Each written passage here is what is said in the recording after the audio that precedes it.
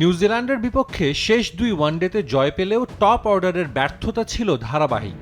মিরপুরে 21 রানে 2 আর সাগরিকায় 32 রানেই চলে যায় প্রথম 3 উইকেট। সিরিজ নির্ধারণী ম্যাচে ধ্বংসস্তূপ থেকে দলকে টেনে তুললেন লিটন শান্ত। দলের অন্যতম সিনিয়র 2 ক্রিকেটার খেললেন দায়িত্ব নিয়ে। দল পেল বড় স্কোরের ভিত। শেষ পর্যন্ত ওই জুটি গড়ে দেয় পার্থক্য।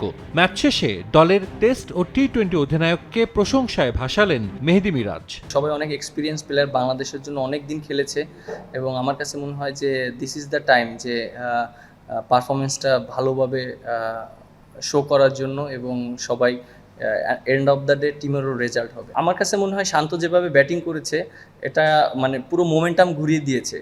ও আর লিটন দাস যেভাবে ব্যাটিং করেছে, কারণ 31 ফর 3 উইকেটস মানে ইটস ডিফিকাল্ট অ্যান্ড এই কন্ডিশনে, কারণ ওরা খুব ভালো জায়গায় বল করেছে। আর আমার কাছে মনে হয় যে ওরা যেভাবে রেসপন্সিবিলিটি নিয়ে খেলেছে এটা একটা মানে আনবিলিভেবল। সিরিজে আলাদা করে নজর কেড়েছেন বাংলাদেশের পেসাররা। ফিজ, শরীফুল, নাহিদ, তাসকিনরা তুলে নেন 21 উইকেট। সিরিজ সেরা নাহিদের গতির সামনে রীতিমতো ধুকেছে নিউজিল্যান্ডের ব্যাটসম্যানরা। বাংলাদেশের নতুন গতি তারকা প্রশংসিত হচ্ছেন বিশ্বব্যাপী। মিরাজের চোখে নাহিদ এখন ভবিষ্যতের তারকা। নাহিদ রানা আমরা অবশ্যই ও আমাদের দেশের জন্য একটা অনেক বড় একটা অ্যাসেট। আমরা সবাই অবশ্যই চেষ্টা করব সবাই ওকে যত্ন করার জন্য। দেশের ক্রিকেটের জন্য একটা ব্লেসিং আমি মনে করি, এবং অ্যাজ এ ক্যাপ্টেন হিসাবে আমার কাছেও। এবং এরকম যদি কন্টিনিউ 145-50 প্লাস যদি বল করতে পারে, এটা অন্য টিমের জন্য অনেক বাড়তি একটা মানে প্রেশার চলে আসে। ও প্রথম থেকে শেষ পর্যন্ত একই গতিতে বল করতে পারে, এটা একটা মানে বিরাট অ্যাচিভমেন্ট আমার কাছে মনে হয়। শেষ ওয়ানডে খেলতে নেমে ফিজ দেখিয়েছেন পুরনো ঝলক।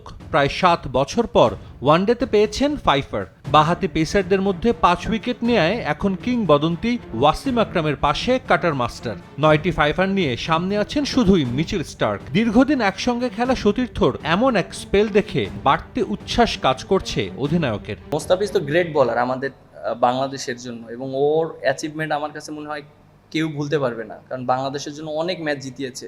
আর এরকম একটা প্লেয়ার থাকলে টিমের জন্য অনেক হেল্প হয়, এবং যে কোনো ক্রাইসিস মোমেন্টে হলেই মোস্তাফিজকে আমরা চিন্তা করতে পারি। নিউজিল্যান্ডের বিপক্ষে সিরিজ জিতলেও র্যাঙ্কিংয়ে আগের 9ম স্থানে আছে বাংলাদেশ, তবে বেড়েছে রেটিং পয়েন্ট।